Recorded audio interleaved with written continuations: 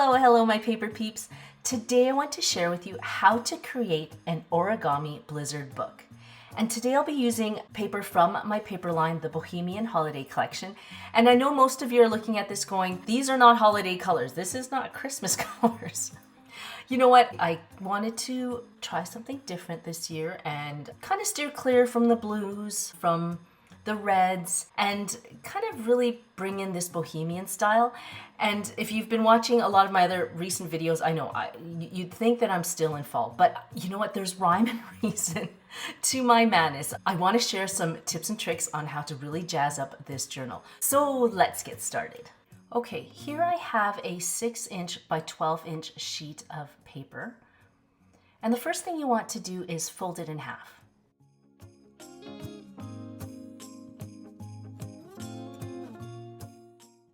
Then you want to take one side and fold that into the center, like you see here. And what you're really trying to do is create 8 equal pieces. And this is how I do it. Some people like to accordion fold, but I found that for me, this was the most accurate way to do it. And this was the best way to accurately achieve equal strips of paper.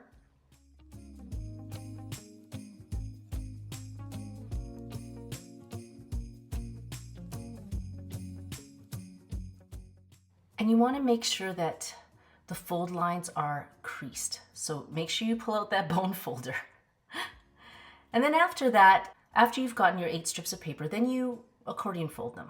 And it should look like this.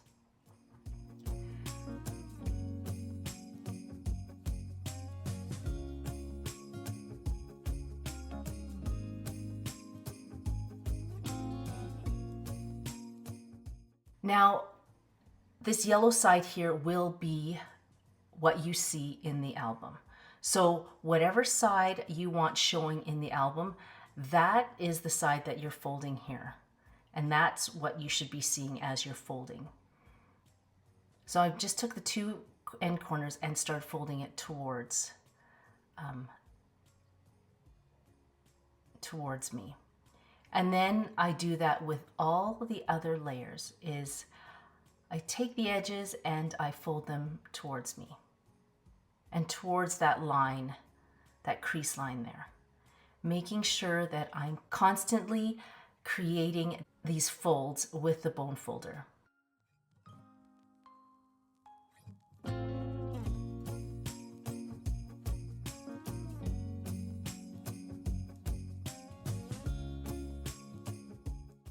And I wouldn't use cardstock. I tried using cardstock and it did not work. It's way too thick for this type of technique.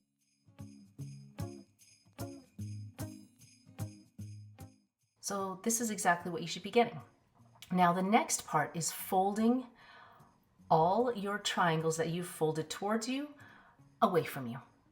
And the reason you want to do this is we're trying to make sure we've creased these lines really well, because we're going to be doing a lot of manipulation with these triangles. So we want to make sure the paper knows what it has to do later on and that it doesn't bounce back to what it feels like it needs to do. So yeah, so just make sure you get that bone folding in there.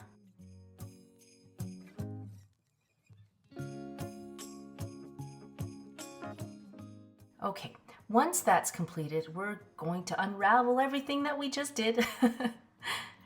So take everything apart again. And that's what you should expect to see.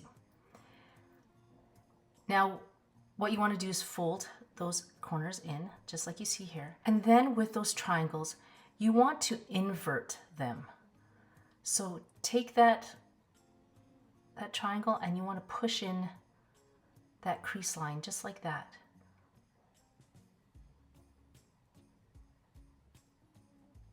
So you get these inverted triangles on both ends. And it should cooperate with you because we did a lot of bone folding here, so it should be quite easy. There, and that is the look you want to achieve there. Okay, once that's done, this is where the fun part begins. You open it up like this, and then that triangle, you pull it towards the middle. And you fold that down. Now, if you've seen this technique before, some people will actually overlap the triangles, which you can do, but in this case, you know what? I didn't. You don't have to.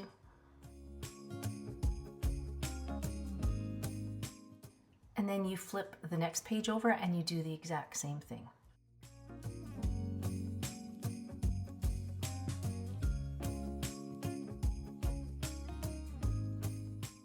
If you're new to my channel, my name is Christine, and I am notorious for creating paper lines that will help you connect with others. And I love creating mini scrapbook journals, not just for myself, but for other people. And I found that this one was a good one to either give as a hostess gift or to give away as a gift to someone. There are pages in this paper line that you can journal on, like the back sides, which is like the rustic green look that you see, but you don't have to. You can just use it as a photo album. But once you see how I embellish this, I think you'll really enjoy what it looks like and how wonderful a gift it could be for that loved one that, probably doesn't have the time to craft, but would love to have something they can put the holiday memories in. So something small, nothing too daunting. But if you're interested in this paper collection, I'll put a link to that in the description box below.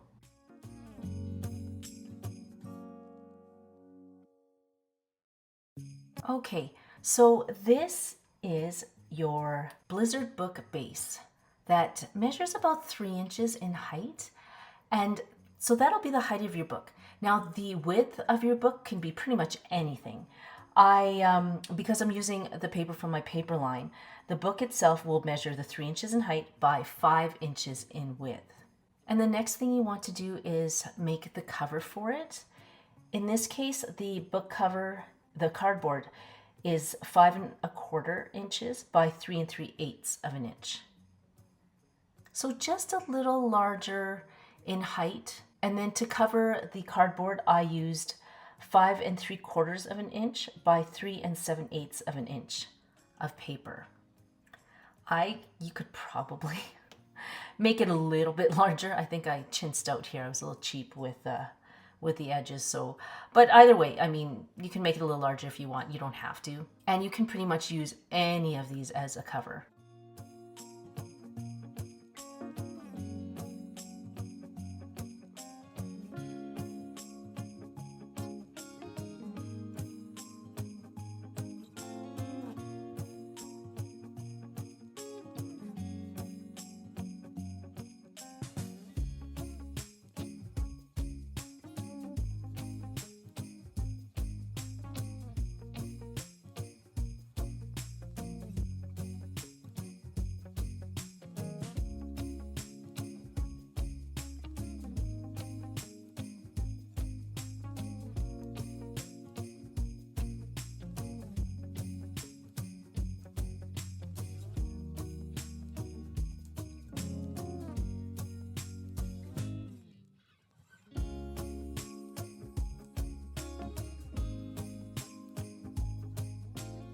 Now, once you have your book covers, the next thing to do is to adhere the binding system to the books.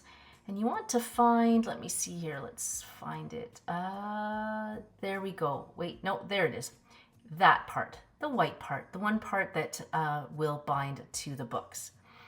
And I have a trick here, and one of the things that people have commented about is, what if I screw up? Because I do recommend using double-sided adhesive, not just glue, because glue, it's not sturdy enough. So using double-sided adhesive will ensure that this section stays put. The problem is that with double-sided adhesive is once you place it on the paper and then actually adhere it to the book, it's there to stay. What if you don't line it up properly?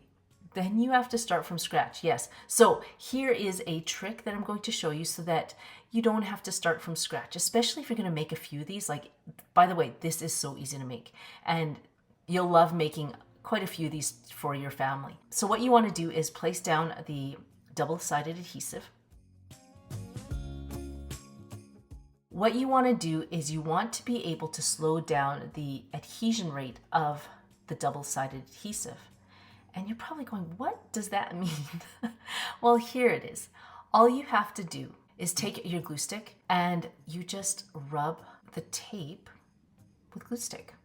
And that actually slows down the adhesion rate. So when you go and put this on the book and try to center it, if it's not centered, you can kind of remove it without it ripping anything. As you can see, it's so easy, right? But eventually that stick will go away and then you'll actually have the adhesion of the double-sided adhesive. So it just allows you, it gives you more time to fiddle around and make sure everything's lined up. I know, this one's a great tip.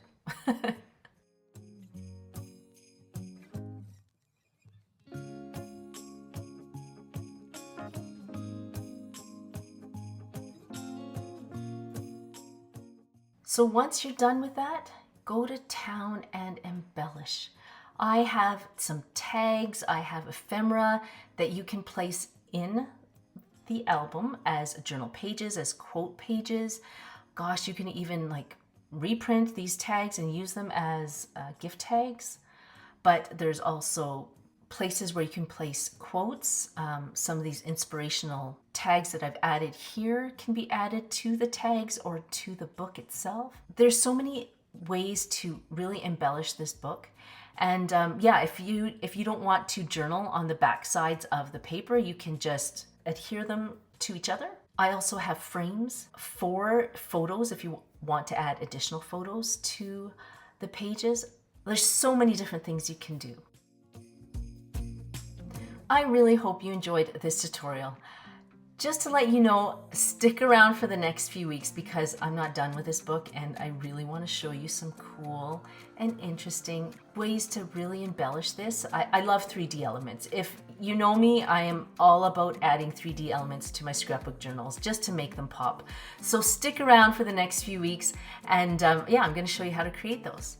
So until then, if you want to know how to create other scrapbook journals that have this kind of interactive, removable type of system where you can add pages, subtract pages. If you mess up, you can take them away.